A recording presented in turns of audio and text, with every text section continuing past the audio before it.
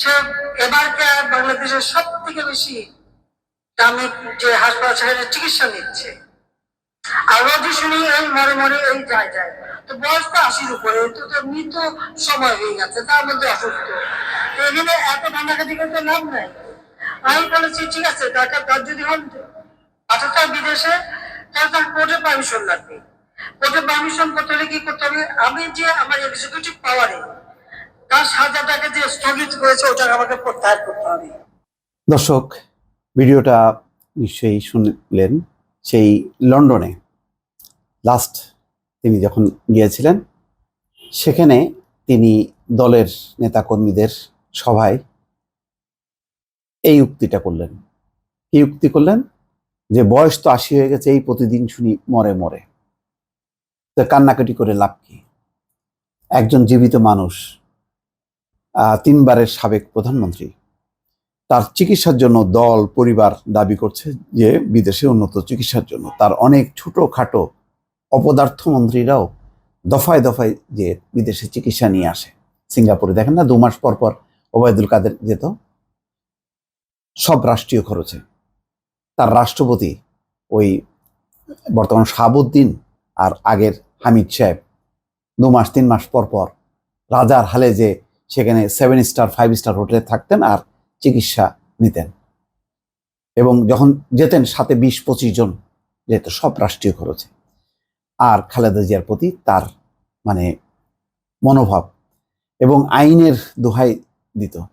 হ্যাঁ, তার এক্সিকিউটিভ পাওয়ার ছিল এটা, সে এর বেশি আর কি করতে পারে, সে বাসায় রেখেছে, এটাই বিশাল ব্যাপার। পুরো মামলাটা যে ফেক, নিচের আদালত দিল 3 বছর, আর সেটি উপরে যখন নিয়ে যাওয়া হলো, আরো তারা আরেক দফা শেখ হাসিনাকে খুশি করার জন্য 10 বছর করলো।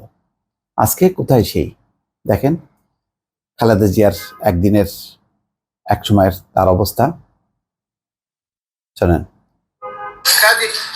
আজকে দেশে কোথায় সরকার, কার কাছে আমি বিচার চাইব?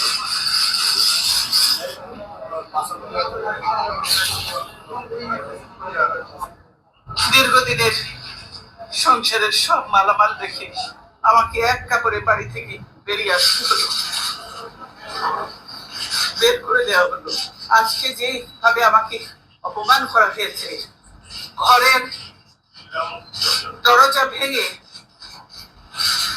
ভেঙে আমার বেডরুমের দরজা ভেঙে রীতিমাত্র ট্রেনিং হিসেবে তারা বের করেছে, এবং এমন ভাবে বলছে যে পুলিশ মানুষ ভাবে বলছে যে জোর করে ওনাকে উঠিয়ে নিয়ে আসেন, দরকার হলে ওনাকে কোলে উঠিয়ে নিয়ে আসেন। এরকম ভাবে একটা সরকারের এই আচরণ। দর্শক শুনলেন, এর প্রতিটা কিন্তু জবাব শেখ হাসিনা পেয়ে গেছে। যেভাবে অপমান করে অপদস্থ করে বাড়ি থেকে বের করা হয়েছিল, আর শেখ হাসিনা দেখেন যদি ওই গণভবনে থাকতো, গণভবনে গণধুলায় মারা যেত। সেনাবাহিনী তাকে উদ্ধার করেছে, যেহেতু রাষ্ট্রীয় বিষয়, তখনও সে সিটিং প্রাইম মিনিস্টার, তার নিরাপত্তা দেয়া এটা সেনাবাহিনীর দায়িত্ব। যদি কোনো দুর্ঘটনা ঘটতো, আন্তর্জাতিকভাবে সেনাবাহিনীকে জবাবদিহি করতে হতো। ফলে তারা তাদের রাষ্ট্রীয় কাজ করেছে।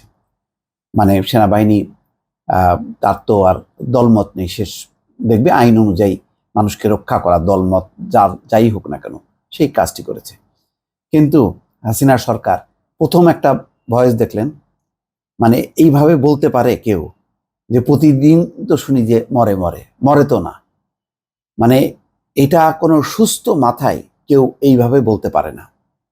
খালেদা জিয়াকে যখন কি বের করা হয়েছিল, তার রিয়াকশন দেখেন।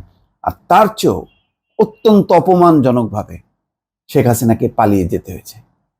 মানে বক্তব্য দেওয়ার সুযোগ দেওয়া হয়নি একজন সিটিং প্রাইম মিনিস্টারকে। রিজাইন করে তাকে বলা হয়েছে ভাষণ দেওয়ার সময় নেই, মানুষ আসতেছে গণভবনের দিকে, তারপরে ছোট বোনকে নিয়ে পালায় গেল।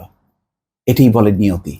এইভাবেই মানে যে যত বেশি অত্যাচার করবে, ঠিক তার কিন্তু সমান আজকে তার ফলাফলটা পাবে, যেটা শেখ হাসিনা এখন পাচ্ছে। এখন কোথায় শেখ হাসিনা? বেগম খালেদা জিয়া এখন প্রাইম মিনিস্টার না হয়েও এখন প্রাইম মিনিস্টারের মর্যাদা, তাকে বিশেষ পুলিশের স্কট দেওয়া হয়েছে। মির্জা ফখরুল ইসলাম আলমগীর আজকে বলেছে যে তাকে উন্নত চিকিৎসার জন্য অল্প দু একদিনের মধ্যেই তাকে বিদেশে নেওয়া হবে। ইতিমধ্যেই খালেদা জিয়ার বাসভবনে পুলিশের স্কট, এবং তিনি যদি কোথাও যান তার সাথে তার প্রাইম মিনিস্টারের মতো যেই ধরনের স্কট পায় সেভাবেই কিন্তু নিরাপত্তা তিনি পাবেন। কিন্তু শেখ হাসিনার পাশে কিন্তু কেউ নেই। এখন তাকে দিল্লিতে এমন একটা জায়গায় আছে যেখানে দিল্লির মানুষও জানে না, ভারতের মানুষ জানে না, গণমাধ্যম জানে না। তিনি লুকিয়ে লুকিয়ে ফোন করেছেন 15ই আগস্ট উদযাপনের জন্য দলের নেতাদেরকে।